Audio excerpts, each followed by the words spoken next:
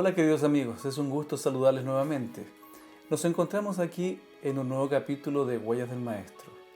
Y sin duda, como las historias que hemos estado presentando, los testimonios de vida, este también va a tocar el corazón de muchos de ustedes. Sabemos que la familia es la base de la sociedad y la familia es el núcleo principal donde nosotros podemos cobijarnos, protegernos, en fin, donde encontramos el desarrollo de cada individuo. Pero ¿qué pasa cuando hay problemas en la familia, cuando no existe esa protección, ese resguardo? Hoy día vamos a conversar con Jenny y quiero que ustedes puedan conocer también su historia de vida. Bienvenidos a Huellas del Maestro.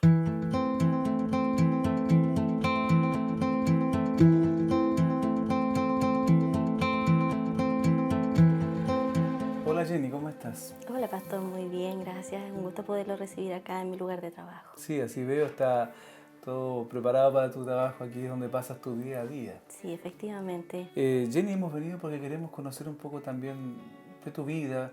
Hay aspectos interesantes que sin duda tú tienes que compartir con nosotros y también con nuestros amigos que están allí viendo en este momento Huellas del Maestro. Y cuéntanos un poco sobre ti. ¿Quién es Jenny? Jenny es un nombre que me puso mi mamá. Lo escuchó de una matrona, le encantó ¿Ya? cuando lo escuchó en el hospital. Así que de ahí viene mi nombre, así de simple. Ahora Jenny tiene 4 hijos. 4 hijos. Tengo 4 hijos, 3 mujeres ¿Ya? y un pequeño varón de 6 años actualmente. Uh-huh. De los cuales ellos en estos momentos son mi fuerza para salir adelante, son mi fuerza con las cuales yo cada día me levanto y digo, por ello yo tengo que salir adelante. Así que esa es básicamente mi vida. La obra, en este caso, que Dios está ejerciendo en mí, se ha plasmado abiertamente y hoy se está trasladando hacia mis hijos. Jenny, ¿tú has vivido siempre aquí en Santiago? ¿Toda tu vida? No, yo cuando era muy pequeña vivía acá en Santiago. Sin embargo, por hechos de la vida que lamentablemente no estaban en mis manos, estuvimos viviendo mucho tiempo fuera de Santiago. Fuimos un poquito nómades. Vivimos, recuerdo, un tiempo en Puerto Saavedra. Luego a mi mamá se le ocurrió colonizar y nos fuimos a Puyuhuapi. No te puedo creer. Sí, estuvimos allá. ¿Qué edad tenías tú en esa época? En esa época tenía 14 años. Bueno, para los amigos que nos están viendo, esos lugares, o Puyuhuapi, como mencioné, es al extremo sur de Chile, ahí al final del mundo prácticamente. Efectivamente. Recuerdo que estaba, incluso estuve internada en el internado Puerto Cine, porque nosotros estuvimos ahí en un internado, porque allá es muy difícil poder trasladarse desde el hogar al colegio. Entonces lo más práctico para todos los niños allá era en este momento estar internos. ¿Tienes algún recuerdo lindo de esa época? Sí, fíjate que tengo recuerdos muy lindos. Quizás por eso me llama tanto la atención. Recuerdo que me encantaba salir a caminar, subir a la cordillera, porque si bien es cierto, había mar, pero también había cordillera. Entonces subir a la cordillera, caminar. Fue una infancia tranquila, sin ningún, en este caso, traspié que uno pudiera decir dentro de lo que estábamos pasando en ese momento. Ahora, si bien es cierto, también tuvimos la posibilidad de estar, yo digo, es una bendición. Para mí, muchas personas lo miran de otra manera, para mí fue una bendición estar en un hogar. Eso te iba a preguntar, tú estás hablando, has mencionado en algunos momentos dentro de la situación que estábamos viviendo. Claro. ¿Pero qué situación estaban viviendo? Nosotros tuvimos una infancia en la cual nuestros derechos fueron totalmente vulnerados.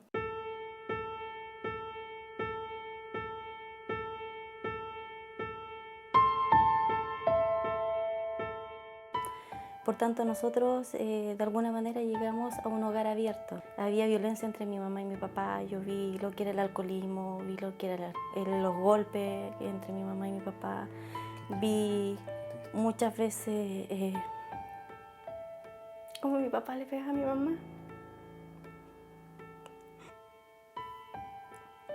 No, no te preocupes.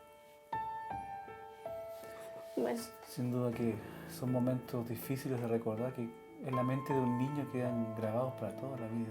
a pesar de esas circunstancias, de esas dificultades de la vida, son cosas hermosas. ¿Por qué? Porque, por ejemplo, ahí yo conocí grandes amigos que hasta el día de hoy todavía nos visitamos. Y Dios nos dice a veces que los amigos son como nuestros propios hermanos. Y yo lo puedo testificar, sí, nuestros amigos pueden ser nuestros propios hermanos. En ese lugar, en ese hogar, entonces tú encontraste, bueno, imagino otros niños que estaban en situaciones parecidas Sí. o aún peores que las que Sí. tú estabas viviendo.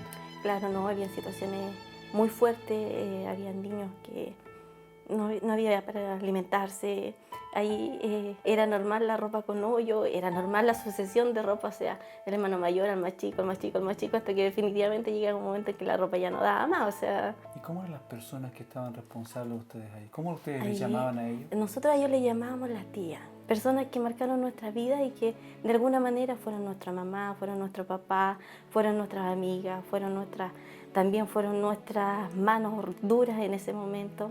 ¿El contacto con lo que eran tus padres se perdió o se mantenía algún contacto? Con mi mamá siempre lo tuvimos. Mi mamá decía, y yo nunca lo voy a olvidar, ella fue una persona que lamentablemente no tuvo estudios. Entonces ella decía, o nos morimos de hambre o salgo a trabajar. Así por tanto ella salía a trabajar y yo asumí el rol de jefe de hogar muy pequeña en mi casa. ¿Qué edad tenías? Si mal no recuerdo, yo a los 10 años ya no sé cómo cocinaba, pero cocinaba. Y yo de alguna manera era la jefa de hogar en la casa. Después con el tiempo mis hermanos fueron creciendo y nos fuimos apoyando entre unos con otros.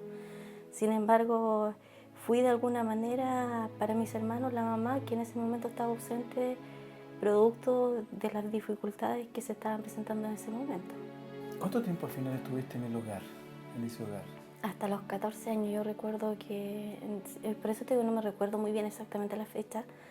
Sin embargo, sé que hasta los 14 años estuve en el hogar. Hasta los 14 años. Y ahí a los 14 años emigramos, como te decía anteriormente, a Puyuhuapi. No importa lo que pase, decía, pero siempre decía, yo les voy a dar lo que mejor que pueda. Y es efectivamente, ella nos dio todo lo que pudo en la medida que ella tenía y las herramientas que ella tenía para utilizar. ¿Y cómo lo hacían en Puyuhuapi? Nosotros, como te decía anteriormente, no habían recursos allá, no había trabajo para una mujer sola. Ella trató de hacer un bote, me acuerdo que le pusimos el patito al bote. ¿Ella misma intentó hacer un bote? No, mi abuelo le construyó un bote y teníamos un bote allá. El objetivo era poder sacar, en este caso trabajar del mar, sacar los productos del mar, tratar de mantenernos con eso. Sin embargo, una mujer sola allá no es fácil. No puede salir a la mar, no puede salir a levantar redes, no las puede salir a tirar tampoco. Entonces se dificultó mucho. Y por ello ella tomó la difícil decisión de dejarnos internos. Y ella volvió acá a Santiago y empezó a trabajar para de alguna manera poder enviarnos lo que necesitábamos nosotros allá, y que era muy poco. Pero ella trataba de hacer lo que podía. Y de ella, en vista y consecuencia, que no podíamos estar nosotros allá y ella acá, finalmente viajamos desde allá hacia acá y nos vinimos después definitivamente a vivir acá a Santiago. Cuando llegamos acá a Santiago, llegamos un tiempo a vivir en la casa de mi abuelita. Bueno, un mundo totalmente diferente al cual ustedes habían estado acostumbrados. Claro. O sea, desde allá, desde el extremo sur de Chile, venir a la capital, era un cambio, imagino, bastante grande. Sí. ¿Y cómo sintieron ese cambio? ¿Cómo sentiste ese cambio? Mira, yo me vine contenta, yo estaba contenta porque yo sabía que acá estaba mi familia materna y de alguna manera también la familia paterna.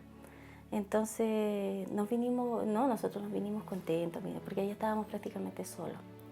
Si bien es cierto, esa libertad de caminar por la playa, esa libertad de caminar horas y horas y que no te encuentres con nadie en el camino, acá no era lo mismo. Acá toda la gente apurada, toda la gente estresada, toda la gente de alguna manera irritable. Entonces eso fue como un poquito chocante.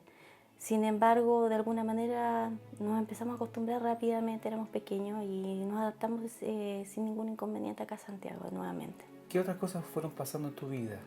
Mira, cuando llegamos acá a Santiago, mi mamá siempre trataba de mantenernos dentro de la iglesia, porque la iglesia para ella era su refugio. ¿Ustedes conocieron la iglesia ya cuando estaban en el sur de Chile? ¿O fue no, acá más fue acá. Si bien es cierto, nosotros acá cuando estábamos en el año 1980 aproximadamente, nosotros nos encontrábamos acá y mi mamá empezó a buscar la iglesia adventista. Mi abuelita era adventista y de alguna manera empezó a llevar a mi mamá y mi mamá nos comenzó a llevar a nosotros. Eh, yo me bauticé antes de irme a Puyuhuapi. Me bauticé a los 14 años, por eso lo tengo muy grabado. Y me bauticé por la iglesia adventista. Y después nos fuimos, volvimos, y cuando nos volvimos seguí yendo a la iglesia hasta los aproximadamente 19 años. A los 20 años, sí, aproximadamente 20 años, yo estuve siempre hasta los 20 años dentro de la iglesia. Iba a campamento, participaba en el CAO, en las actividades de la iglesia, sí, la pasábamos muy genial. Salíamos a todos lados con los chiquillos y era una amistad, era una cosa tan rica, era un amor cristiano sin maldad que compartí con ellos que no se olvida. Son cosas muy importantes para mí que siempre me han marcado. Sin embargo, por esas cosas de la vida, me empecé a alejar de la iglesia, no me di cuenta cómo. Comencé a pololear con una persona que no era adventista, me casé con él. Y nos fuimos a vivir a Chincolco, que esto queda en la quinta región, en plena cordillera, precordillera, y ahí viví prácticamente 14 años de mi vida allá, donde nacieron mis 3 hijas. Ellas se criaron dentro de la iglesia que no era adventista. Ellas empezaron a conocer otras normas, empezaron a conocer otras cosas que yo no tuve la fuerza en ese momento para enseñarles. No sé si fui a lo mejor cobarde, no sé si no quise en este caso de alguna manera llevarle la contra al que era mi esposo, pero yo dije, bueno, donde sea, Dios está igual y yo voy a ir a la iglesia que Él vaya, y siempre lo acompañé, y mis hijas se criaron dentro de ese núcleo que era la iglesia católica. Y ahí estuvimos, mis hijas, me recuerdo que yo en abril, no lo voy a olvidar nunca, un día di gracias a Dios y dije, gracias Dios, dije gracias, tengo una vida tranquila, un esposo que me ama, tengo 3 hijas hermosas, tengo, en este caso, economía para solventarme, y vivía totalmente tranquila, muy, muy tranquila. Sin embargo, de la noche a la mañana, esto desapareció. Desde que estaba arriba de la alegría, en el mismo día en que yo estaba dando gracias, en la noche estaba derrumbada en el suelo. Producto de que me había enterado de algunas cosas que en el momento no las quise creer. No quise ver, no quise escuchar. Decía, no, esto no es cierto. Decía, no, esto no es para mí. Creía que era un sueño. Yo decía, no, esto mañana va a pasar. No, esto es mentira. Y no quería aceptar lo que estaba sucediendo en ese momento. Lamentablemente mi matrimonio se desmoronó. Entonces me vi sola, me vi con las niñas, me vi sin ese apoyo. La persona que yo más amaba, la que yo más quería, me había hecho el daño más grande de mi vida. Me rompió el corazón de tal manera que yo no quería vivir. Quería desaparecer junto con mis hijos. No quería salir a la calle. Fue una etapa muy difícil.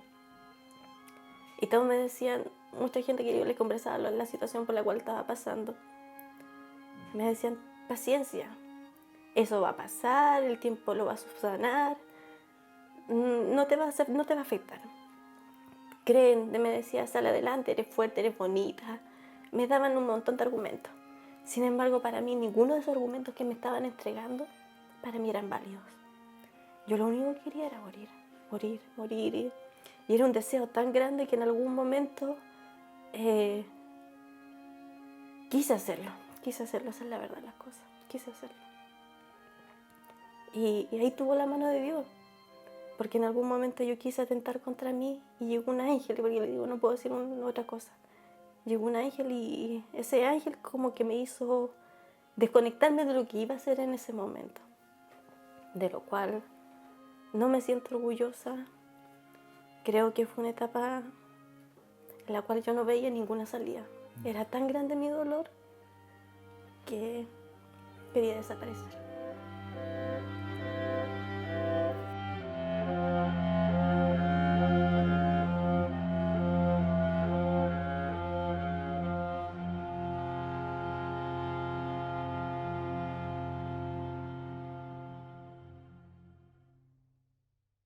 Cuando me vine acá a Santiago, llegué a una casa, yo vivía allá en Chincol con una parcela grande, habitaciones grandes, ventanas por todos lados. Y llegué acá y me encontré con que ahí era una casa básica, que para poder poner una cama tuvimos que cortar el camarote porque no entraba. Entonces todas esas cosas me llevaron a un colapso nervioso y estuve 2 días desmayada, sin saber dónde estaba. El producto de toda La impresión tan fuerte que te tocó vivir. Claro. Y por la ayuda de unas vecinas acá en Santiago, ellas me ayudaron. Yo recuerdo que ellas me llevaron una sopita y se preocuparon de mis niños, porque mis niñas estaban solas ahí. Estaban las 3 solitas. ¿Las 3 solitas? Estaban las 3 solitas. En ese tiempo yo no tenía a mi hijo pequeño. Entonces estaban las 3 solitas ahí. Entonces mis vecinas de alguna manera me ayudaron. Busqué ayuda, mucha ayuda. Yo lo único que quería era poder restituir mi matrimonio. Yo siempre, a pesar que me vine a Santiago, yo esperaba que mi esposo llegara al lado mío. Traté de alguna manera olvidar todo lo que había sucedido. Traté de volver a conquistarlo a él. Pero por esas cosas la vida nunca cortó la relación con la otra persona. Me di cuenta después que yo me vine a Santiago, como a los 3-4 meses aproximadamente, o a lo mejor un poco más, no recuerdo muy bien, porque son periodos que uno trata de olvidar. Claro. Me di cuenta que él estaba conmigo y a la vez seguía con la otra persona. Finalmente tomé la decisión, le dije, yo creo que estas cosas ya no tienen más vuelta. Vi que ya no había la forma de solucionar nada. Y sorpresa, Jenny embarazada de nuevo. No la quería creer, estaba embarazada, estaba sola.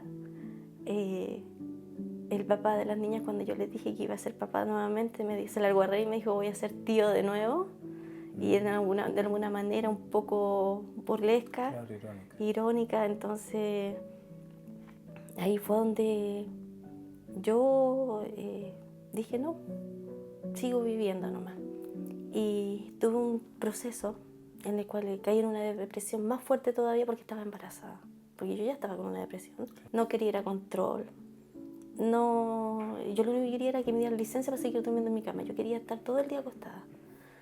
Entonces pasó este proceso. El médico de alguna manera me chantajeó para que pudiera empezar a controlar mi embarazo porque yo no los quería controlar. Y de la noche a la mañana, no sé cómo, el médico logró que yo me encantara con lo que me estaba sucediendo en ese momento. Me mandó a hacer una eco y en la eco yo tomó de tal manera el médico a mi bebé en ese momento que yo lo vi completito, sus manitos, sus patitas, todo así, fue una cosa pero impresionante, fue algo tan lindo que yo dije, Jenny, ¿qué estás haciendo? Tienes por qué vivir. Entonces como que ahí como que empecé a despertar un poco. Y nació mi hijo y debo reconocer que esa fue mi etapa, es mi etapa negra, yo creo, y digo que esa fue la peor etapa de todas. Y quise liberarme y empecé a buscar en esa necesidad de cariño, esa necesidad de apoyo y esa necesidad de un montón de cosas en la vida afuera. Y empecé a ir a discos, empecé a bailar. Una vez, por suerte, mis hijas nunca me vieron. Supe lo que era realmente curarse a tal extremo de quedar tirada en la calle. Y fue una etapa de la cual fue horrible. Y me desordené tanto que llegó un momento en que me di cuenta que no podía llenar ese vacío. Y ahí comencé a ir a la iglesia nuevamente, pero de a poco. No fue algo que yo dijera de la noche a la mañana yo retorno, no. El primer día que yo volví a la iglesia, me senté y dije, ¿qué estoy haciendo aquí? Y quería pararme y salir corriendo. Porque decía, yo soy la persona más indigna que está sentada en esta silla. Yo decía, aquí hay millones de personas más que pueden estar sentadas acá. Yo no merezco esto, decía. Yo no valgo, yo no soy para acá, decía. Yo no me merezco la compasión de Dios, no me merezco el amor de Dios, no me merezco nada de lo que Él me está ofreciendo.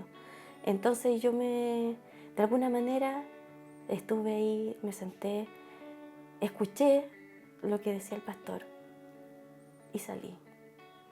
Pero salí sin saber si iba a volver. Después pasó, no sé, un mes, volví a ir una segunda vez. Y la segunda vez ya como que iba más tranquila, más preparada, más... Y así sucesivamente, pero fue de a poco mi acercamiento a la iglesia. No fue algo rápido de la noche a la mañana. Y entre ir a la iglesia, en las idas, anteriormente me habían invitado a un operativo social. Y yo había ido cuando estaba bien con mi esposo y había llevado mi apiario porque yo tenía abejas. Y ahora iba de otra manera. Ahora iba la Jenny, esa que lo único que tenía para aportar era mi fuerza y mis ganas de trabajar por un otro que nunca lo había hecho. Y fui precisamente a la isla de Alao. Y ahí en la isla de Alao conocí el testimonio de una persona y me di cuenta de lo rica que era yo. Recién ahí, hace 3 años atrás, yo me vine a dar cuenta de lo importante que era para Dios.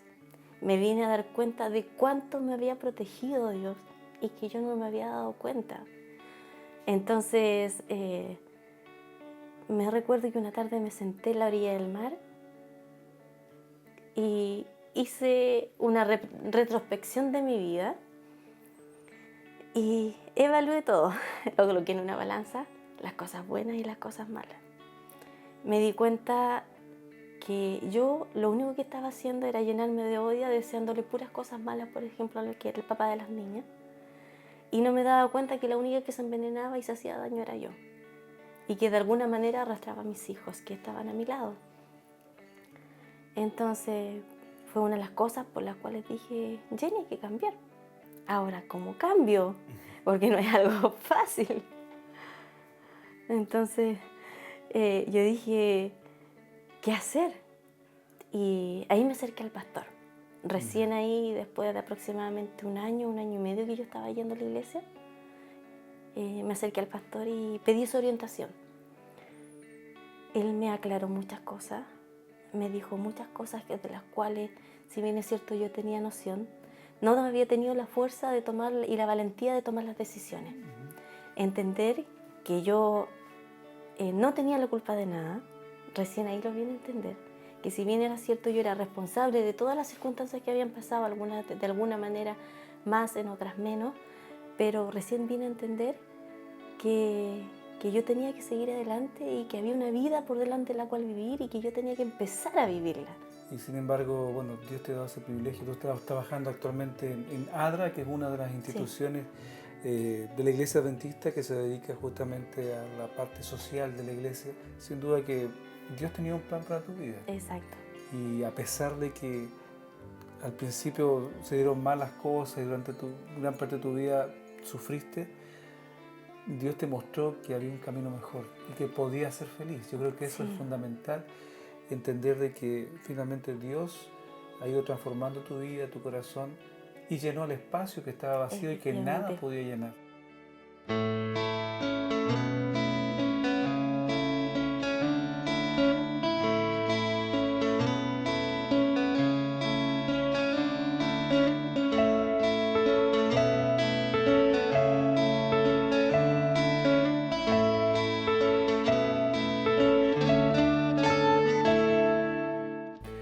Muchas gracias por contarnos tu testimonio.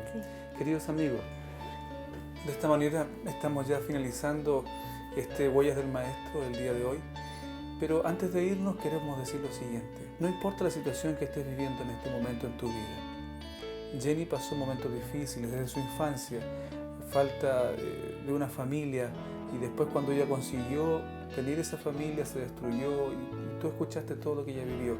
Pero finalmente comprendió que el mejor camino, la mejor vida que ella podía tener era dejar a Dios que la condujese donde Él quisiera. Si tú quieres conocer el camino que Dios tiene para ti, quieres conocer su voluntad, quieres conocer más a Dios, yo te invito para que estudies palabra. En este momento en tu pantalla está apareciendo un número telefónico. Puedes llamar ahora mismo y te vamos a enviar una guía de estudio de la Biblia totalmente gratis. Nosotros nos volvemos a encontrar en un próximo Huellas del Maestro. Que Dios te bendiga.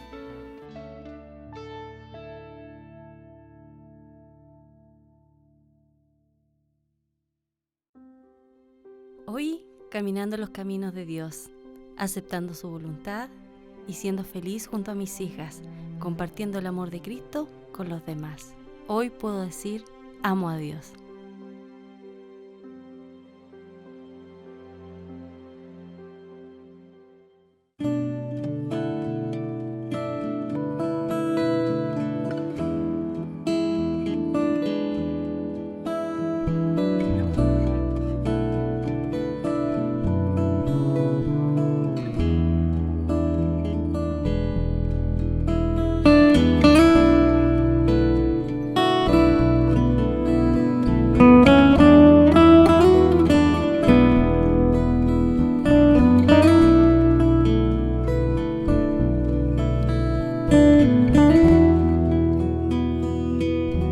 Huellas